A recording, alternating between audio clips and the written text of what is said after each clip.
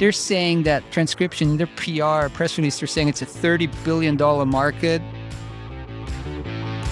New type roles for linguists and linguist type profiles beyond quote unquote just translation. In the world of transcreation, at least, what we're being asked to do is transform one identity into another language or culture. And welcome everyone to the pod of Slater 96. Hi there, Esther. Hey Florian, how you doing? I'm good. It's late here. It's dark here. The fog won't leave and the mountains beckon. So Sounds mysterious. it is mysterious. I'm not a fan of November. I really am not. December, there's some, I don't know. There's the road to Christmas, the road to, snowboarding, skiing, everything, the new year. But November's just, I don't know. It's like, it's neither this nor that. Anyway, on the pod today, we got Rick Grant, transcreation partner at London-based Tag Collective Arts, so neighbors of yours. And what does Tag Collective Arts do? They do shoots, post-production, digital content, shopper marketing, transcreation, and a lot more in the creative and advertising space. So really looking forward to talking to Rick about all things transcreation and, for lack of a better term, multi-language content creation, when you, basically just write different copy for different in different languages for the same audience. But hey, next week is SlaterCon, Esther. Yeah. You ready? Yes, I'm excited. SlaterCon remote, still. Remote. All right, let's skip right over the COVID talk the various, new measures sweeping Europe. I think in Austria, they went a little crazy. Germany's locking down again. Switzerland just announced they're not doing anything, but I think a lot of the in-person conferences are getting canceled again. So, glad we're remote and continue to be remote. We got about 300 people registered, amazing agenda, lots of networking. But tell us a bit more about the agenda, Esther. Yeah, well, I can tell you about my part of the agenda, which is a fantastic panel that we're going to be running on interpreting technology. So we've got representatives from Interprefy, so Oddman Bratton, the COO and board member of Interprefy. From Digital Talk, we have Virpal Singh, the CEO and founder, and from Globo over in the US, we have CEO Gene Shriver. So we're going to be discussing all things interpreting technology. So that's Switzerland, Sweden, United States. And London. Mix. And London. All right. Yeah, you're the moderator. So, yeah. Thank you. Thank you for doing the moderation there. Because I'll be giving a quick presentation.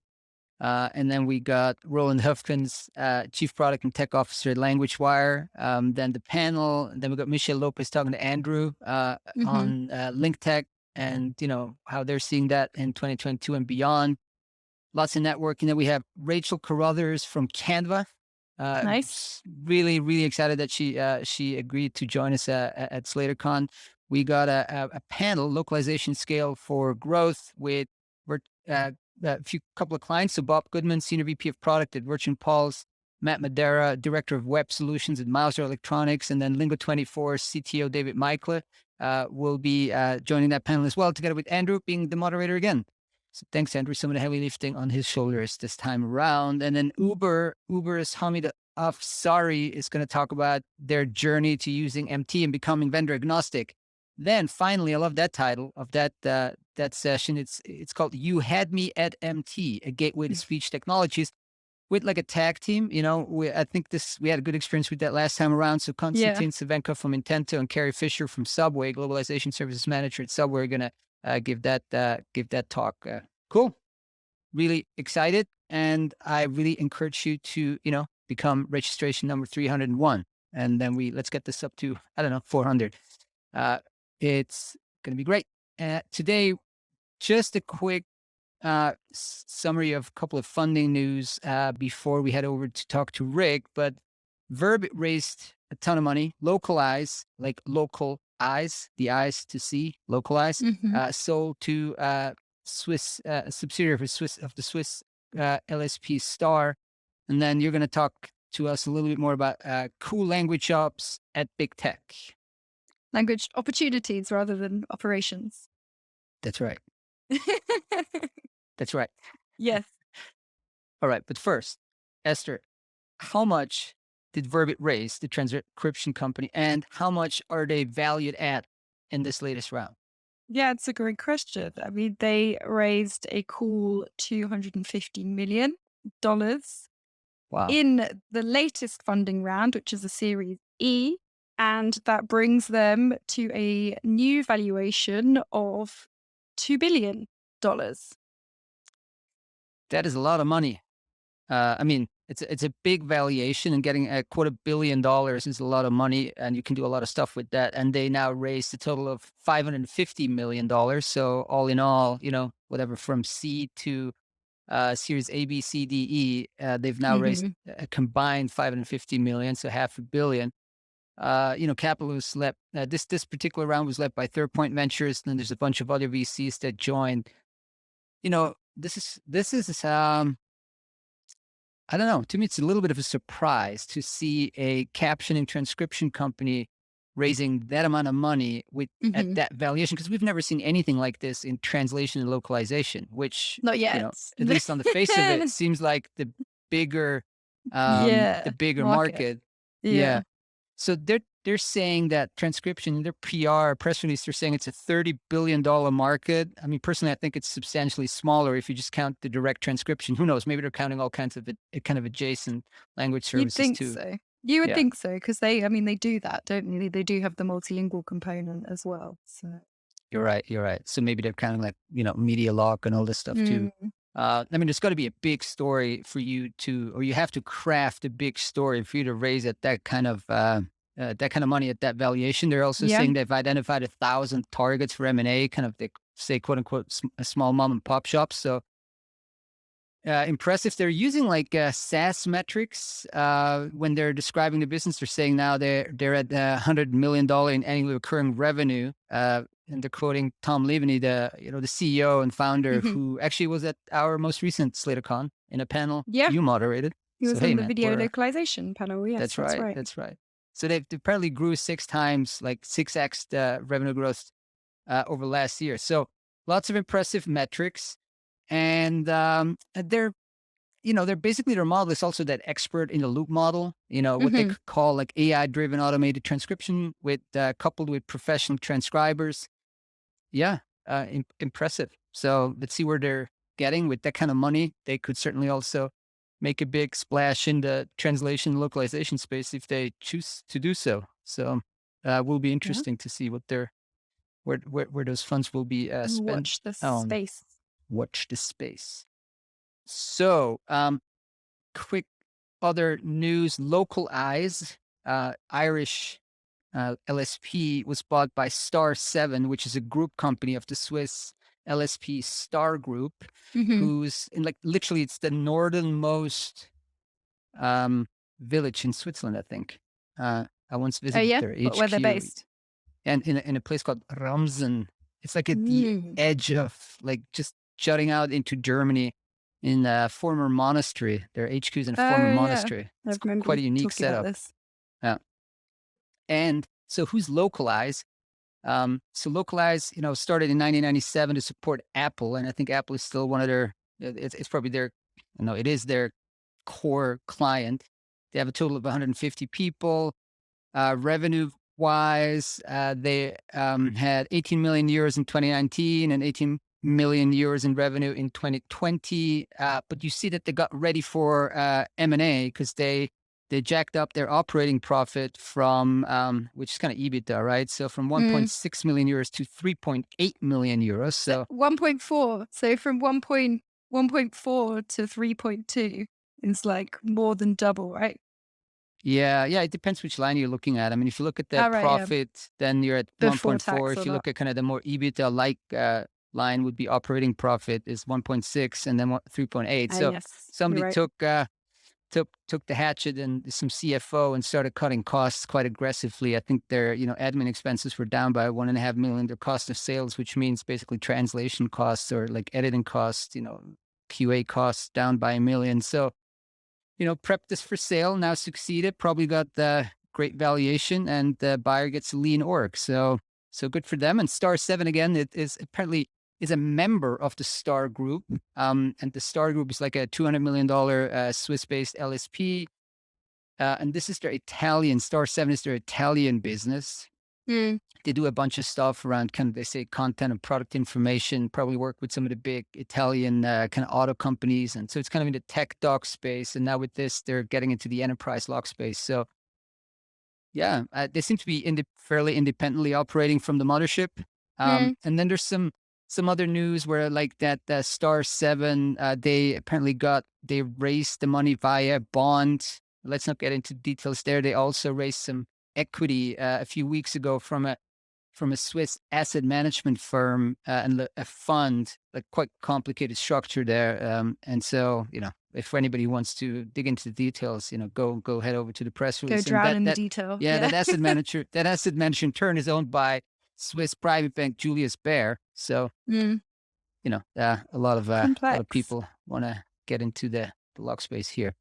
All right, but good for Localize and good for Star 7 and Star Group. Now, talking about interesting jobs in the broader language industry, we just published on Wednesday today a very nice piece, very interesting piece written by Seema, our Chicago-based writer.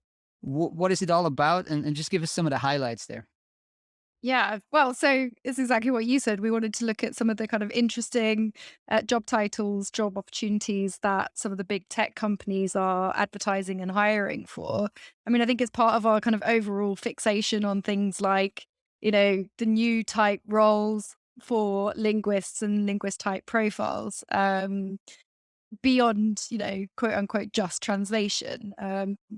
To see what all of these companies are hiring for as well and what opportunities exist. So we had a couple of interesting ones, couple from Apple, couple from Meta, Amazon, Google, and Tencent. So I'll just pick a couple of the slightly juicy ones. So we had...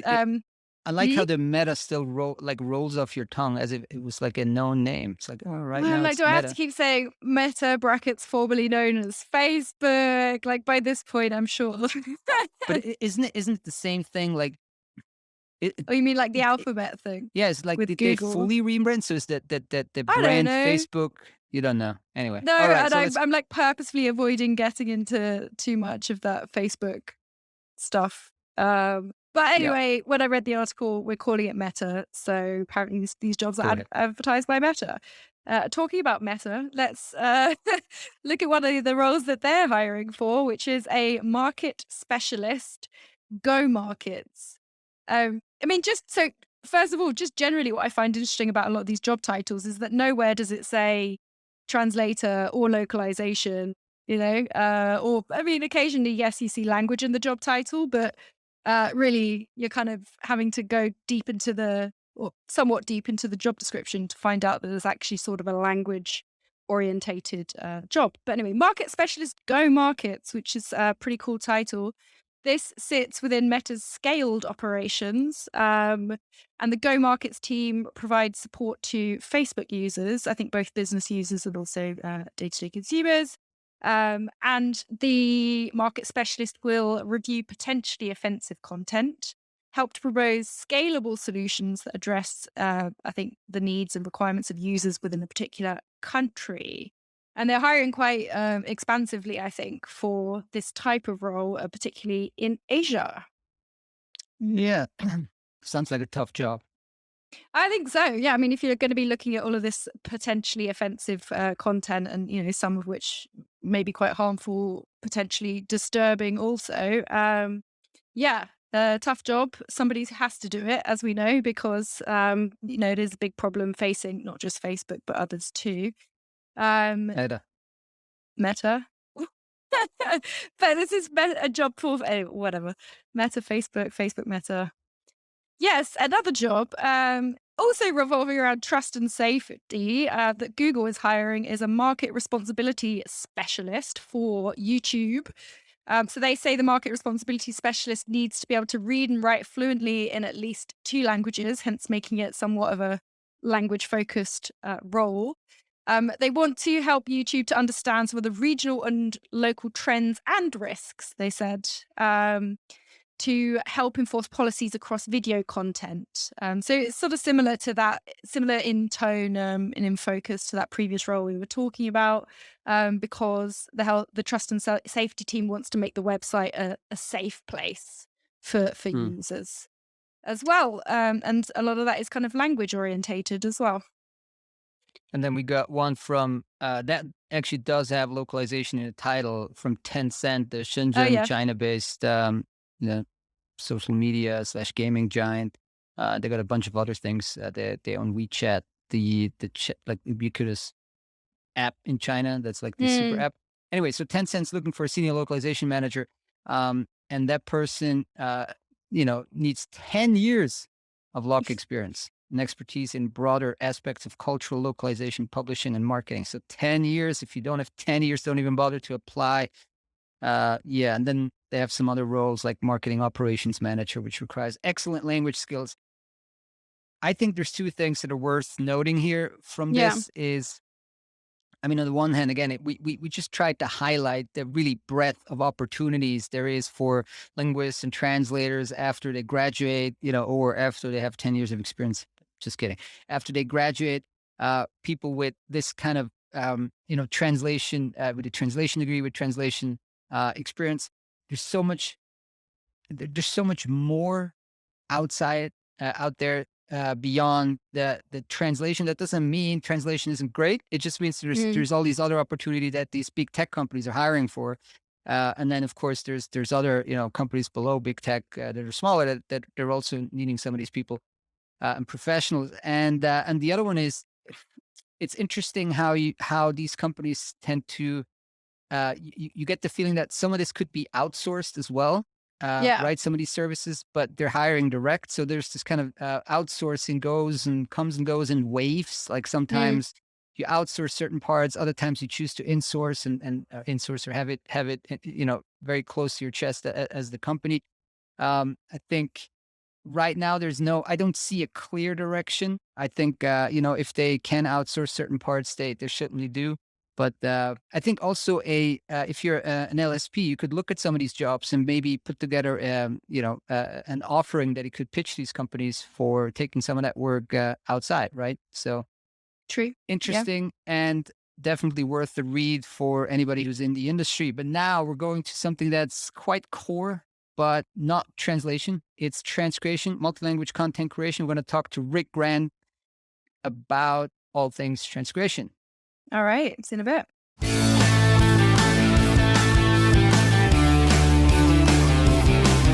And welcome back, everyone. Welcome back to Slaterpod. Today, joining us is Rick Grant, transcreation partner at Tech Collective Arts.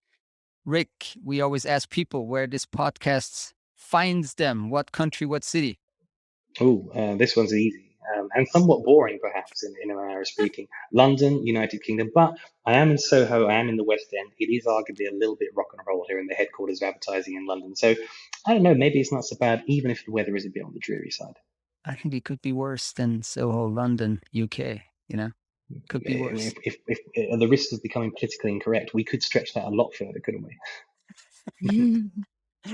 All right. So, well, thanks so much for joining today. Great discussion ahead about transcreation and other ad and creative related language services. So tell us a bit more about your professional background, when you joined, what you do right now, like in the, the language and creative crossroads of this industry.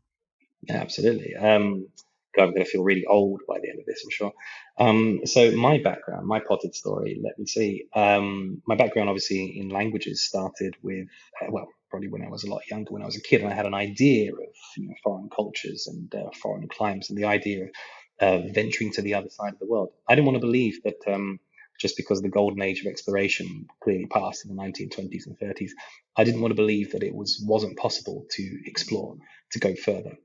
I just realized, I think, that you have to go even further than perhaps you even realized. And what could be further than the far side of the world and Japan?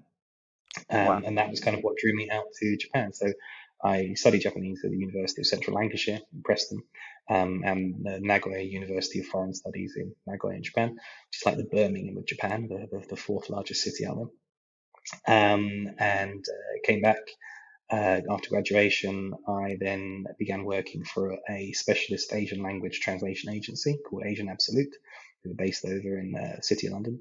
There for about 4 years, I think, when I was the lead account manager, before then transitioning over to TAG, which was on January the 10th, 2011, if I remember right. So you can do the maths. That's a decade, pretty much. It's kind of scary in a good way to realize how much time it's been. But the transformation, sorry, between joining TAG and coming through, working through the ranks, and where I sit now as I'm the transcreation partner at TAG Collective Arts. And whilst that is probably one of the world's longest job titles, what does it mean? It means I look after all language and cultural services executed by TAG, so across any language, any culture, and any client. And let's face it, those are the people who keep life interesting. The clients we deal with, what they do, what they look after, and what they stand for. Because more often than not, in the world of transcreation at least, what we're being asked to do is transform one identity into another language or culture. And that's where the fun lies. And I'd be lying if I said I wouldn't still be here after all this time if I didn't find that fascinating. I've never had the same day twice in the decade that I've been here. That much I can assure you. That helps sticking around. So, do you keep in touch with Japan, Japanese culture, Japanese the language, or do you come Yeah, across it? Yeah. yeah, absolutely. I kind of realized after I graduated, I thought, well, bloody hell, I better get a job that actually uses the language, because if I don't, then you're going to lose it. It's the same for anybody who's ever studied languages. You're in that wonderful and terrifying sweet spot when you're at university or you're studying, you're thinking, this is great, but I'm right there. I'm in the country. I'm doing my Erasmus. I'm doing my year abroad in whatever Mm. country it happens to be. Then you have to face that horrible prospect of going back to your home country and finishing your studies. You think, but I kind of like it here. Can I just stay and finish my? No, you can't. You've got to go back and you've got to graduate. Hard luck. But I remember a friend of mine at the time was telling me stories of how I think his mother had studied Russian at university, and now later on in life she can't remember a word. And I thought, well, that's terrible. I don't want that to happen to me. So I wanted to make sure that I had a job that used my language skills. Um, so fast forward those 15 years to where I am now. And do I get to use them? Yes, it is a combination of being a massive weirdo, sheer determination, and having the luck of being able to use it within the sphere that we operate. I'm one of the very few Japanese speakers, go figure, in terms of English natives with that skill set. But speaking a bit of Chinese, Florian, I think you completely understand the rarity of something like that.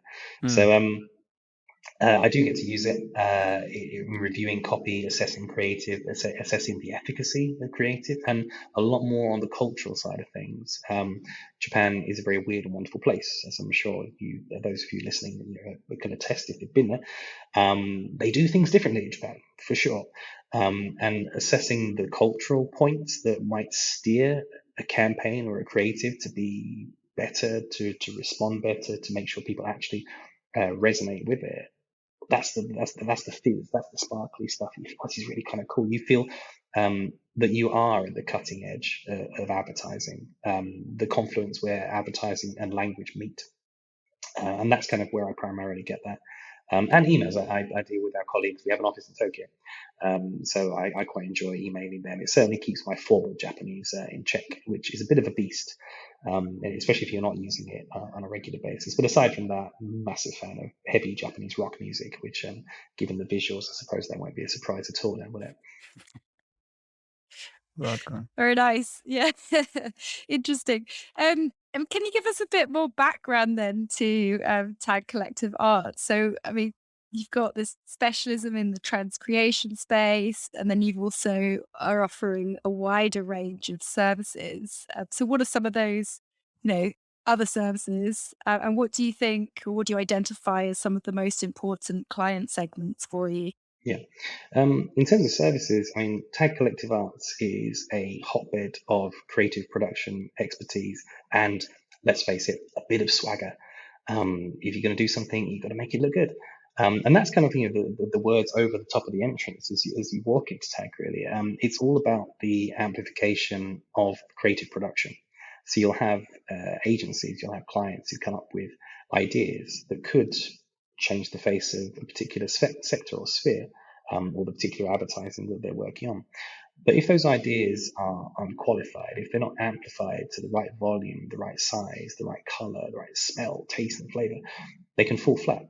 And if your advertising fails to get noticed, then I think it was Bill Bernbach who said that it fails to be a piece of advertising.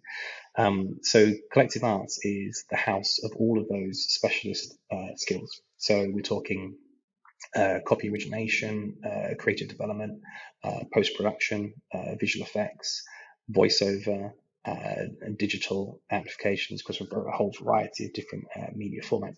And obviously the extension to that becomes language, and effectively with bolting on the transcreation offering, we can effectively take any idea and give it a global passport and send it around the world in whatever media format or voice that it needs to be sounded out in. And it could be a piece for a station takeover at a metro station somewhere in Paris. It could be point of sale material developed to lead the consumer through their local supermarket. It could be, and it's often giant out-of-home installations at airports, which is often where I see a lot of the work we've been working on as you travel through, back in the days when we were allowed to travel, of course. Looking at the airports and thinking, oh yeah, I read that 3 weeks ago. It was on my desk, and seeing the reality of the language pieces extended into the media formats which would become native to them. So that's kind of what Tag's about, really. It's about, like I said, the amplification of ideas and creative. To answer the second part of your question, what sectors and clients does that link up to? Which are the biggest? Well, that's really hard to say. Anybody who's selling a thing arguably is someone within that target, within that cone of influence. And over the years, I've certainly dealt with everything from children's toys to business process optimization, communication companies, through to FMCGs, who could be selling anything from air fresheners through to cheesy biscuits, through to brands like Coca-Cola, Sony, Crayola, Amazon.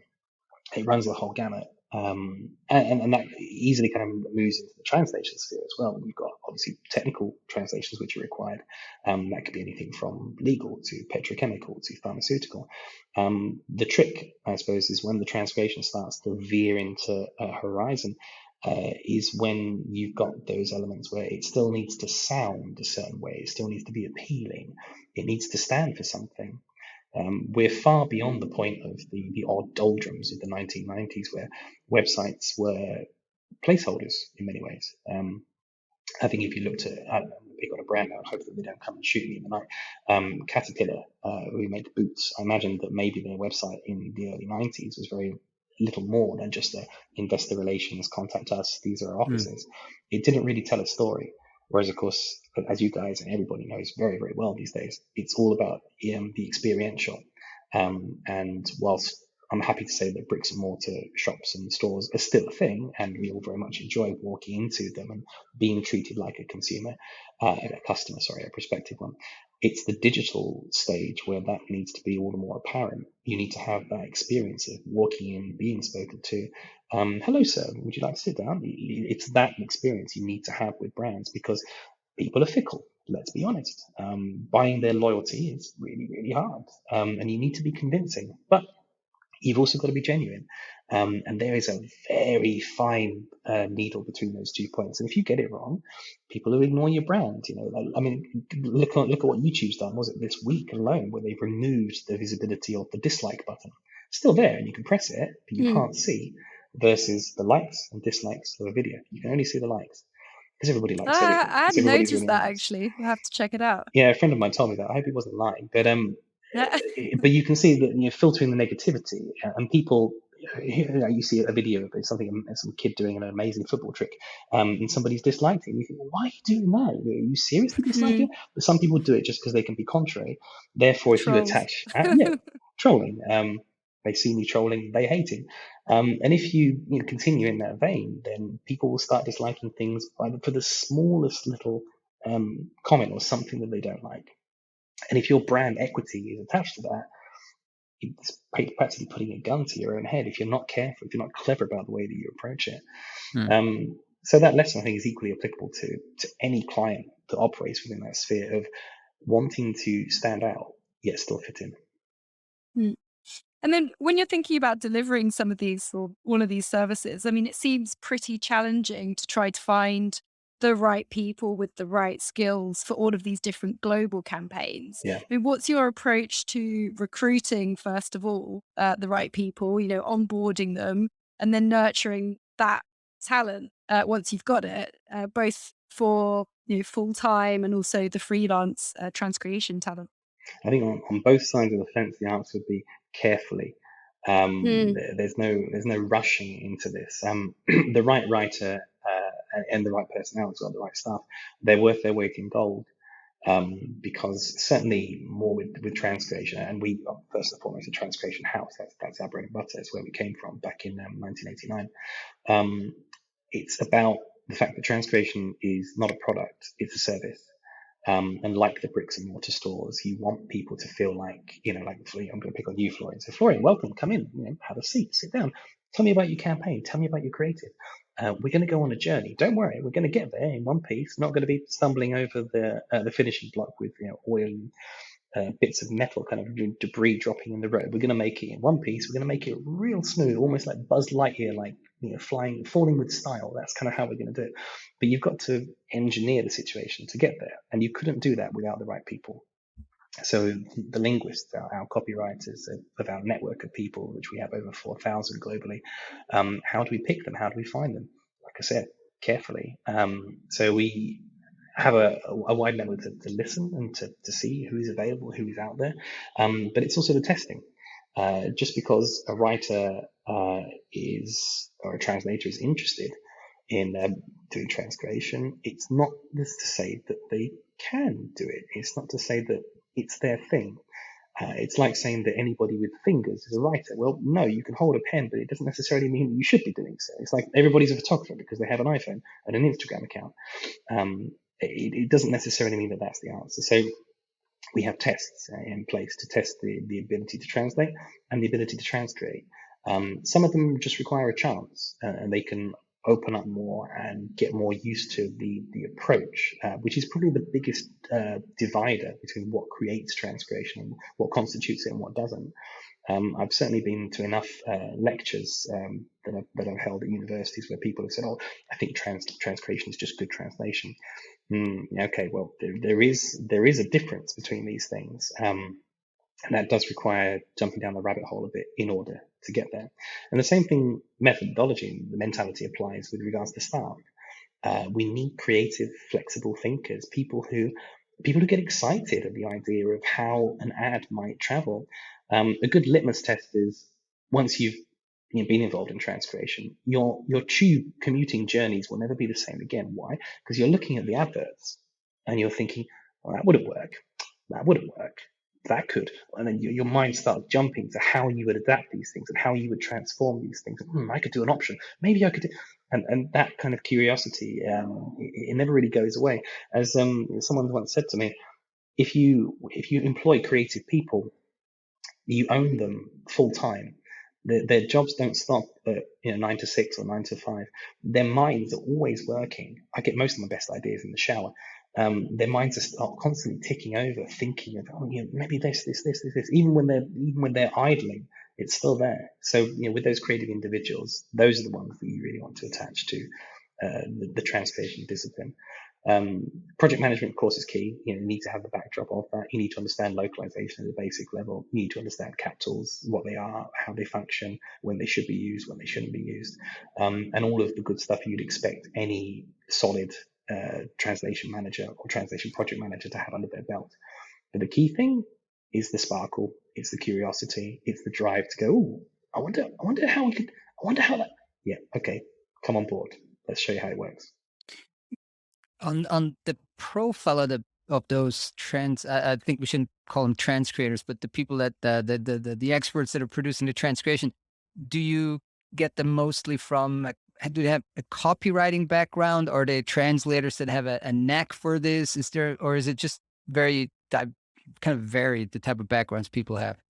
it's really varied, and that's probably one of the best things. You could get someone who I had a chat with a colleague the other day who was leaving the business. She's a senior lawyer, but also speaks 5 languages. Wow. And when I'd had a conversation with her about transformation, she said, "This is amazing. I really want to do this. I want to switch careers." But you could tell that the fizz and the excitement was there.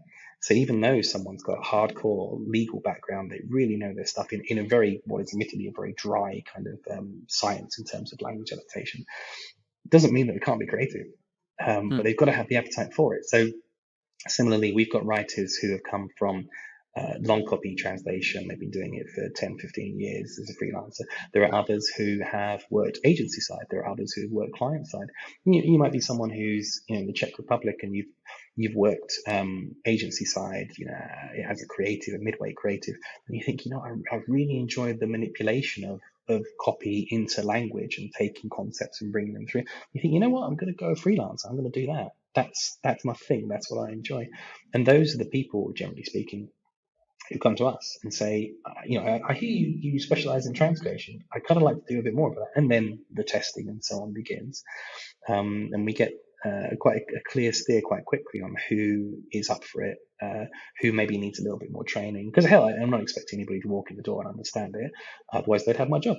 But it's a training process. There is a curve there, but most people they find their groove. And it's like when I tried to start playing electric guitar. I'm a big dirty goth and rock fan, as you probably worked out. But it turned out the thing I was better at playing was blues. I didn't imagine that. I thought I'd end up playing, hair metal guitar solos, but I didn't because it wasn't what I was naturally attuned for. And the same thing with linguists. What they think they might be good at, they might be really, really good at children's toys and children's books. That might be their thing. They might be really, really good at corporate communication and the more business kind of side of things. You just don't know until you've tried it. And if we, through what we do, can open a door for any linguist to say, try this on for size, because it might change your world. And if it does, then, well, we're all the more honored for it. Got it. I mean, we've all seen, some of the fails when advertising goes wrong in different markets. But I mean, can you maybe help us to understand what some of the main challenges are when it comes to, localizing for different markets? And then also, are there any markets that maybe stand out or any locales that stand out as just being super challenging where maybe things go wrong, more often than in other places for one reason or another? Yeah. That's going to be a long answer, but we've got time, so it's good. I'd say going back to the first question, and you might have to remind me of the second half of it because I'm going to go off on a Yeah, yeah. tangent. I can feel it. I know I am. For the first half of the question, it's on a gauge. So if you imagine a needle on a gauge, from the left-hand side, you've got the technical aspects. So if we're talking about coding, how a website is built or something like that, or the fonts you're using, if you have the fonts loaded in, if you're doing work in After Effects or Premiere or Flame, if you don't have the fonts loaded for certain languages, you're not going to be able to render them. You're going to end up with horrible hexadecimal squares. We've all been there. We've all seen character corruptions. And then we start talking about character corruptions in Arabic and breaking the cursive, right to left languages not flowing properly. So you've got what I'm going to call the technical challenges of something. And anybody within translation has probably dealt with those to a degree. But when the needle starts to flick more toward the subjective, which is the doorway to transcreation, then we start seeing the potential cultural issues. And they are varied indeed. They could be anything from visual is an easy one to jump on the bandwagon for. Certain visuals may not be appropriate for a certain locale. And that could be anything from the depiction of a person to the obvious things. So skin being shown, too much skin being shown in the Middle East. This is an easy thing to jump on. But it can extend to colors. Certain colors mean different things to us, like the fact that white is a funerary color in Asia versus black that would be used here. Different things, ironically, mean different things in other countries, and you can't just assume that what you know is going to work for us. So if you've got creative, which is very Anglo-centric, it's been developed in the UK, it's been developed in America, which is often the case. The ideas that attach to them can be culturally unqualified. Please, any clients listening to this, don't come and hunt me down, but it's true. because you don't think about locales beyond what is essentially within your own head. Cultural understanding and awareness is a bit like a rubber band. I mean, we're all products of the places that we were brought up in, the environments, and you can stretch the perception of other countries, other places that you've gone to, that you visited, that you've lived in maybe. But like a rubber band, it will bring back to the fundamental what you know. And it's the same with development of creative concepts. It's almost impossible to try to consider, well, here are 46 countries that I'm going to try to consider culturally whilst I put this creative together. That's impossible. You'd have to have the unique experience of all of those places to be able to do it. And I don't know a single person alive that does. Though allegedly there were polyglots in the 18th century who spoke more than 30 or 40 languages, for example. But Ruffian Dick being one of them, Richard Burton, translator of 1001, the Arabian Nights, for a random example. But you get the idea. There's not many of these people. They're few and far between. So how do you assess that? Well, you have to break down the elements. What cultural barriers might there be? What linguistic barriers might there be? What technical challenges might there be? And it's the combination of all of those three things that will steer and embolden not only the creative, but also the agency or the brand that's standing behind it. And that's the position. When someone comes to you with a request for transcreation, or even some of the cultural consultancy work that they come to us for, what they're struggling with is doubt. They are sitting in an ocean of cultural doubt.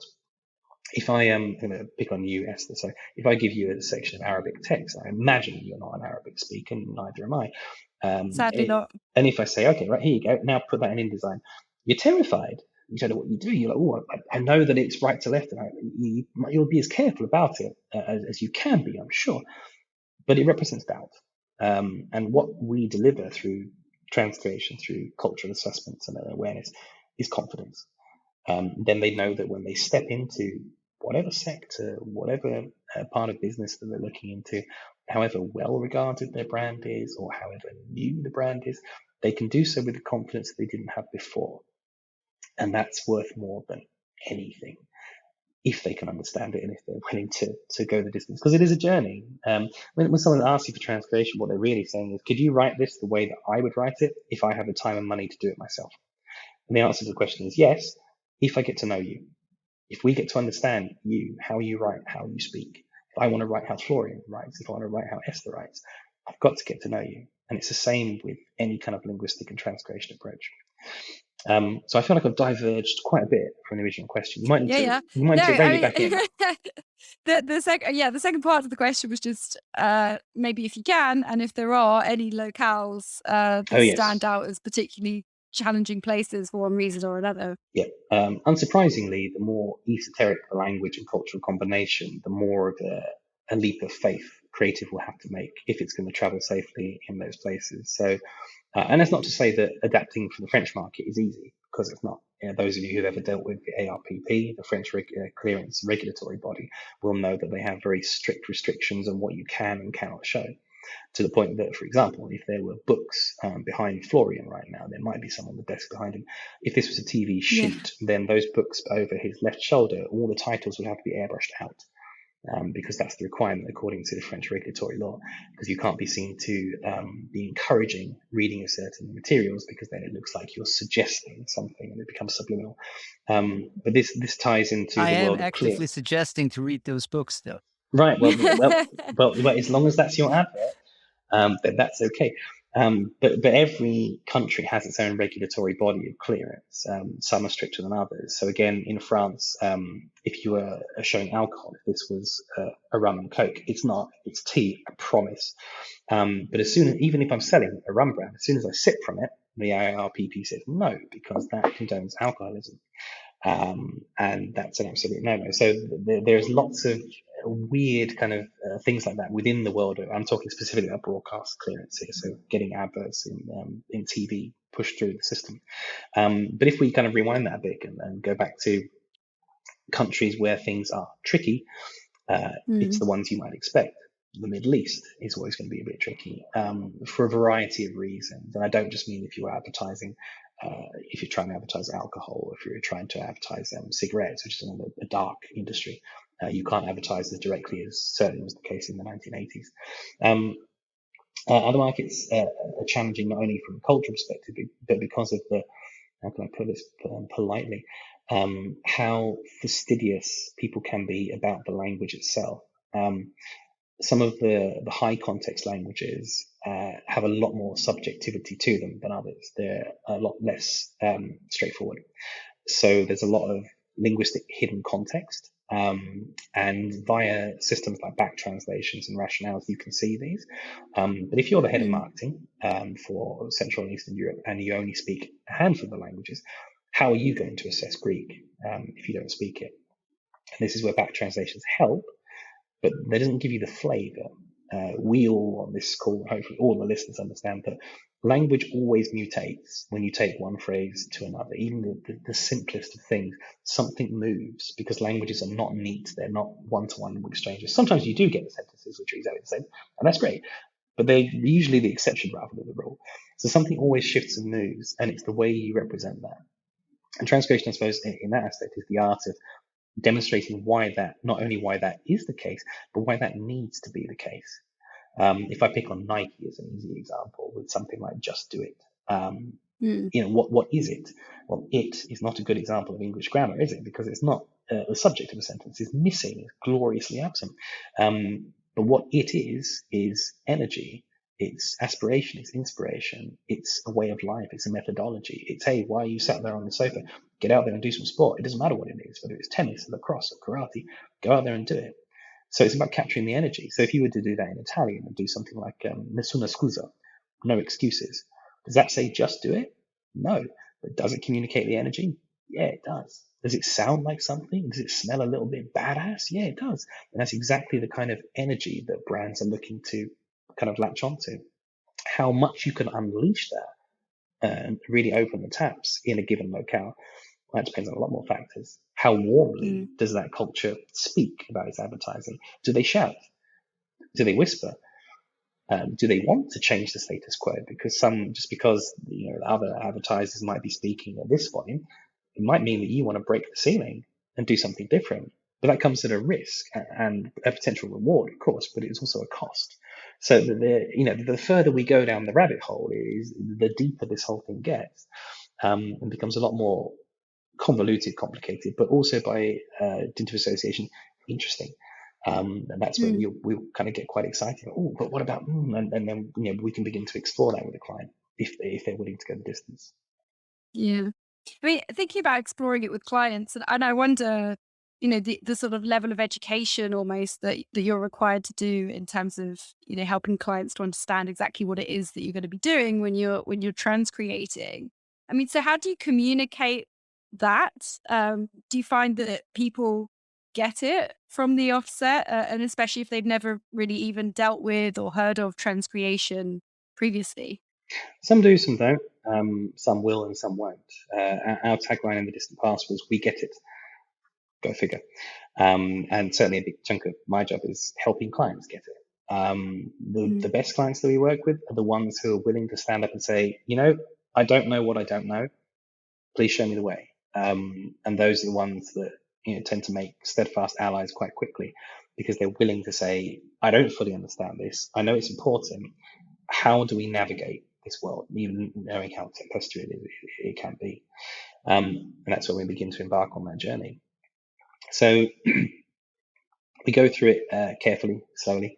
We have to kind of show what good looks like or what good could look like. Obviously, there are a lot of misconceptions out there, from Google Translate through to neural machine translation engines and all those things in between, to someone with a non-linguistic mind. And not to say that they're ignorant, just merely they've never seen that world before. It can be hard to grasp. If we start talking about semantics and diacritical characters in weird ideographic-based languages, ideographic compound languages, then it usually will go straight over people's heads. So you've got to frame everything down to the core of the idea of your words, your idea, your creative that you've created, that you've put together, will modify when it moves. It's like it's going on a journey. As much as you kind of wrap it up neatly and put it on a ship and it looks great in the port, it doesn't mean that when it arrives at someone else's port that it's going to be received the same way. Look at the Boston Tea Party, look at anything like that, look at the Titanic. There's a whole raft of, ridiculous examples I could throw up that kind of talk to why you've got to be careful when you set out on a journey. But if it's qualified in the right way and it's framed and it's understood and the cargo is packed the right way, it can be unpacked in a different way when it lands on the shores, whatever locales we're looking to target. But that requires a bit of a stretch of confidence for a client to say, okay, I trust you guys. We don't really know that, but we know you do. So we'll put that creative into your hands. Help us make that arrive. For those who have the humility to do so, and that's paired to the desire to make that happen, it will go well. There is a lot of legacy of the translation industry, and I say that with respect, but the translation methodology and approach does not equate the same as the service level that is transcreation, what it stands for. In many ways, anybody who disagrees or has an opinion, please send me an email. I'm happy to talk to you about or comment on YouTube. Yeah. Or comment on YouTube. Thumbs up only, no thumbs down. Well, we can't do thumbs down anyway, so I don't know what they're going to say. They can shout at me from the rooftops. It is subjective, I will say, to those hecklers on the call.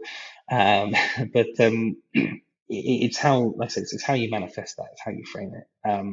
It is a different approach. It is a different mechanic. A lot of people do. A lot of FMCGs have worked with translation for 20, 30 years. But the local markets are not necessarily happy. They're feeling that it just doesn't pop. There's something that's missing. That's normally when the word transcreation begins to get passed around. And then we have the conversation. Then we talk to them. We analyze what doesn't work for them, what does. Who do you want to be today? Who do you want to be tomorrow? Instead, the easiest question that I would ask any brand if they're really thinking, if they're serious about, I think transcreation could do something for me. That's how I'd start that conversation. How important is language technology? I'm not talking about workflow and allocating and to translators, transcreators. Just the language technology. You mentioned machine translation before. Are you using any of this? Is it helpful for productivity in any shape or form, or not at all? Is it just blank slate and here you go? It is to a point. And that point is subject, like digging a hole on a beach, it is subject to movement every time the tide comes in. Colorful analogy aside, for the things that require translation, the needle of machine will rise to a certain point of where it is useful, it is beneficial, it saves time. Once we go beyond a certain point and we start moving into creative interpretations of concepts and the use of concepts with double entendres or portmanteaux, different kind of mechanics to represent something beyond the confines of what the actual words mean, that's when it starts to fall away. Without going too heavy down the technical side of things, I'm talking about CAT tools and segmentation. So segmentation, you will break machine translation, computer-aided translation rules if you try to take highly idiomatic phrases that have been tailored to produce a certain feel or flavor or taste or whatever, and you're trying to apply the mechanics of literal translation.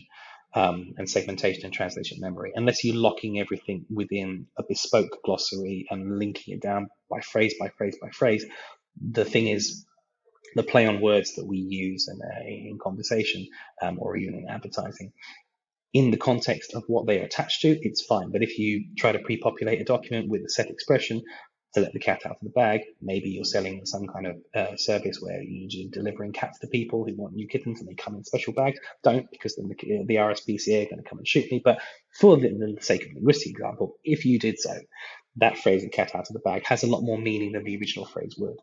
How is that going to work when it works in other languages? It's not. And if you imagine if you've got 100% matches within a long form document, it's going to take that phrase and populate it every time. But it's not going to be correct because it's going to be linked to the interpretation made at the creative advertising or campaign level. And that's where the mechanics of that technology starts to fail. Yes, you can bolster it with MT. You can do human post editing for copy up to a certain point on that scale of creativity. It's a point where you go, it's just going to cause a problem because it's not going to understand it. I can think of a million examples of languages where that wouldn't work, where it would start to destroy things. Katakana in Japanese being the obvious one. Any loan words I suspect that might be the case in Chinese as well. Loan words have a certain sound, but a machine cannot identify what they are unless you fed that into glossaries beforehand. But then you run the risk of everything sounding mechanical anyway. I mean, if we look at SEO optimization, that's designed to replicate an algorithm, but it still smells a little bit like an algorithm. I'll be very impressed the day someone sends me an email. Hello, Rick, did you forget to buy this item? And it feels like someone wrote that email specifically for me. When I see that, I'll rethink my position. But until then, there's a reason why the best painters in the world, back in the Renaissance, they didn't paint by numbers, did they? So I don't think we should be writing things just by SEO and other kind of mechanical functions like that. But that's more of an art versus science debate. I'm sure you'll appreciate. But you can see where I sit on the matter. Yeah. Same here. For sure. Yeah. You were talking earlier about sort of the service level differentiation between transcreation and translation a little bit. I mean, does it normally involve then a different pricing model when you're talking about transcreation versus translation? And how does the positioning work? To differentiate the two. And naturally, there's a difference. And I'm certainly not going to give away all the secrets on this call. But translation, as everybody knows, or most people know, is on a per word basis. It's usually inclusive of translation, proofreading. Elements of project management can be baked in. Proofreading can also be applied on hourly charges. I think in Switzerland, sometimes I've seen a page rate, which is kind of funny when you think, but I can just increase the number of words on a page by changing the font, and surely I've tricked the system. But don't tell the Swiss that I'm onto them. Yeah. When Always it comes find it to weird. Sorry. right, no, I agree. I'm glad you feel the same for it. Yeah. But when it comes to transcreation, I mean, the very simple example of looking at just do it. How many words? That's 3. Are we going to charge that at a per word rate? That'll be £2.50. There you go. The amount of time that would go into creating a tagline of 3 words, 5 words, 7 words is vastly superior to the per word kind of rate that you would use for translation. So in a nutshell, we base translation on the impact of and the linked up to the media pieces which they represent. So a cost for a TV commercial script for a 30-second length, or a cost for a digital banner, a cost for a campaign headline. So it is more heavily linked to the value in terms of creative of those assets, and linked to the amount of time that a copywriter would spend working on that. If you imagine, for example, somebody coming up with the slogan in I think it was the 1980s for Coca-Cola that said "Coke adds life," which apparently is quite famously misinterpreted. The German translation for that at the time was "Coke brings you back from the dead," which I think ironically now would go down quite well, but at the time obviously it was a bad idea. Nevertheless, somebody spent months building that creative. I'm sure of it, hours and hours and hours. And I find oddly, in the localization world, in the world of language, there is a strange, and I hope all freelance translators listening out there to this, I hope you agree with me. I think there's an odd culture of irreverence, and there's very much an attitude of English first. And I don't think it's quite the right way to grasp things. If you've taken 3 months to develop, or even 2 weeks to develop an English tagline, it's really thought about it. You've thought about all the marketing aspects, the single-minded proposition, all the things that it takes. Why do you think it's appropriate to get the translation, in inverted commas, of that done the next working day at 9 a.m.? You need time to make these things work. These are not just languages. They're not mechanical. They're not cold. They're warm. They're warmer than you'd believe, and you need to kind of put that energy and time and fundamentally respect in to make sure that they will yield something that somebody somewhere in Paris or somewhere in Ulaanbaatar or in Mongolia looks at it and goes, "That's cool." They don't look at it and say, "That was based on an English master." They don't do that. The transcreation is ultimate trick of no one can see the strings. That, to me, is when we've ticked the box of transcreation. When someone looks at a piece of creative and said, "That's a really good piece of creative," they don't see that it came from a process, a science, an art form that we have effectively kind of put toward them. And all of that needs to be incorporated, obviously, in financial rate, because of course we are a business. We do make money from this, and then links to what we call kind of executional costing. So about BAS and how it will be used, the size of it, and the impact that ultimately it will drive in market. No, I agree. I mean, I'm always impressed when very few, but some corporates, they actually even localize into Swiss German, which is something we speak, but we barely, I mean, you can't really write, but you write it in text messages. But when you see it, like it really speaks to you. Yeah, So yeah. when you have some of the bigger companies using dialect in like, ads, then you're like, okay, well, they get it. They didn't just like take the German campaign and kind of, put it up in Switzerland, but they actually truly care about the local market. But that takes it takes a lot of effort, conscious effort, time. And yeah, Yeah, you can't charge that by the word. Definitely. I agree with you there. no, Um, totally. it- just to wrap, in terms of the outlook, usually I want to kind of end on an outlook. I mean, this I feel is one of the um, most attractive parts of the broader language industry, just because it's quite tech resistant in a sense, from a kind of efficiency perspective, right? Because of what we just discussed, but also because, I mean, the volumes, I would assume, continue to grow. I mean, how do you see that for the next 3 to 5 years, in terms of just growth and for your business and in the future? I think, and without trying to give too much of a reflection of the zeitgeist, I think ironically it does link back to things like, I mentioned about bricks and mortar storefronts and shops, and obviously we've all seen in every country that we're in, less shops, certainly places closing down, which is a shame.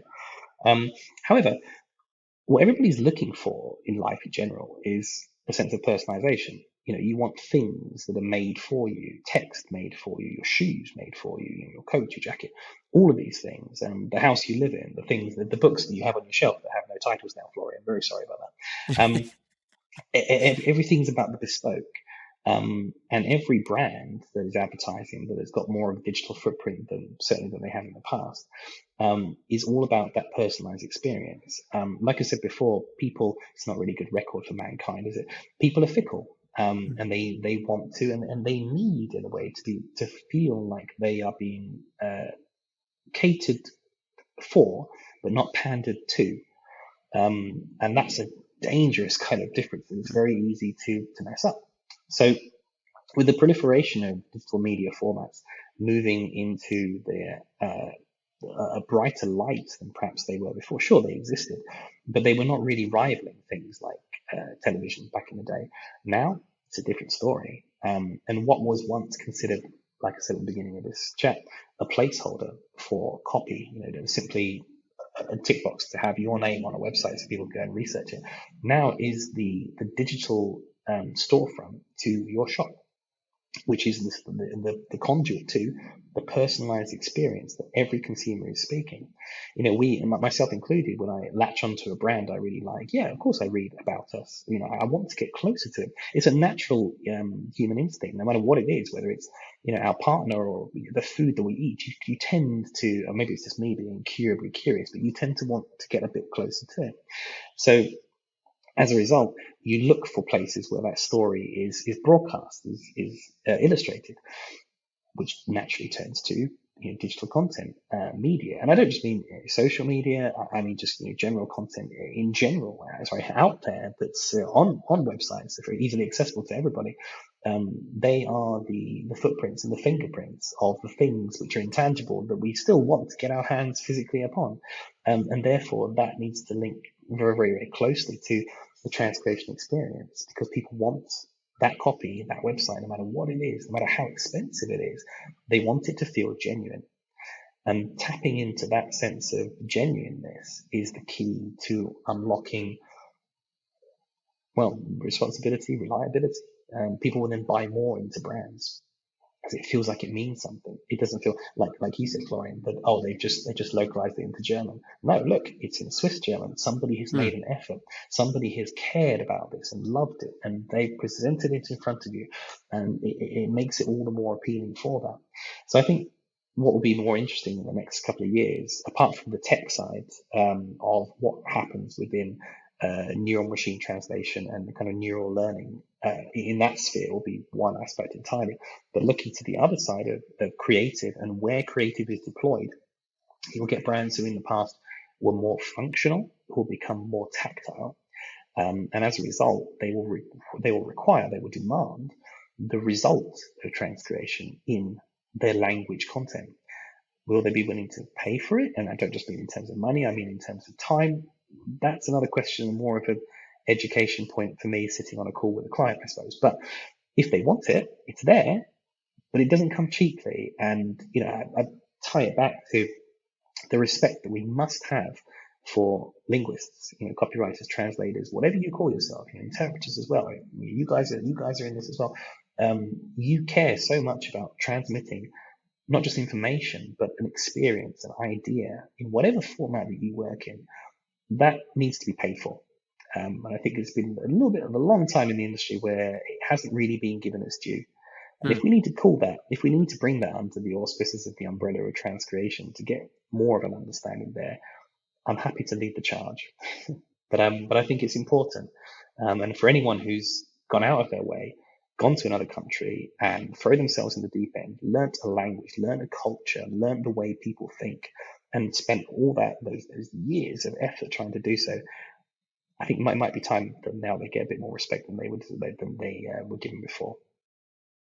Beautiful closing. Thanks so much, Rick. Thanks You're so very much for welcome. taking the time. No, it's been an absolute Thanks, Rick. pleasure. Thank you.